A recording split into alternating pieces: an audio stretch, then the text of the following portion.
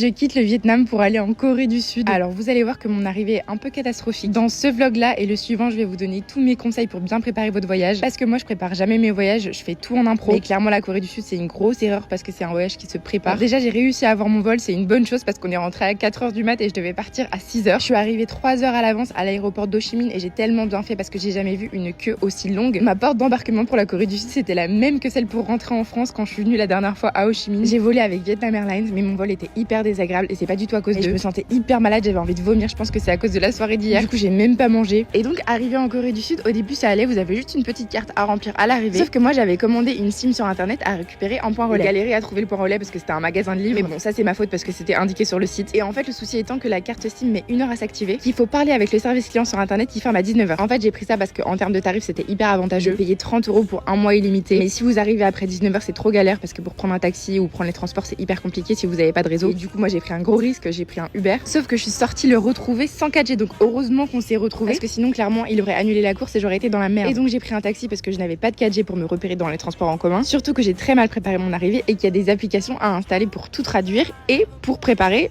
le déplacement dans les transports en commun. Mais dans le vlog de demain je vous donnerai toutes les applications à installer avant de venir parce que clairement elles m'auraient sauvé la vie. Je suis arrivée dans mon auberge qui est en plein centre de Myeongdong, donc c'est hyper bien situé, hyper accessible en transport en commun et j'ai payé 200 € la semaine. Et le premier soir j'étais trop claquée donc j'ai marché un petit peu quand même dans les rues de Séoul. J'aime trop la vibe, la musique dans les convenience stores, les écritures sur le sol et tout, c'est vraiment trop beau. Après je vous avoue ce soir j'avais qu'une envie, c'était de manger parce que du coup j'avais pas mangé depuis presque 24 heures. Me doucher parce que je me sentais trop sale, même si la douche est pas ouf, et surtout de dormir parce que j'ai besoin de au moins 12 heures de sommeil. Et c'est ce que j'ai fait d'ailleurs.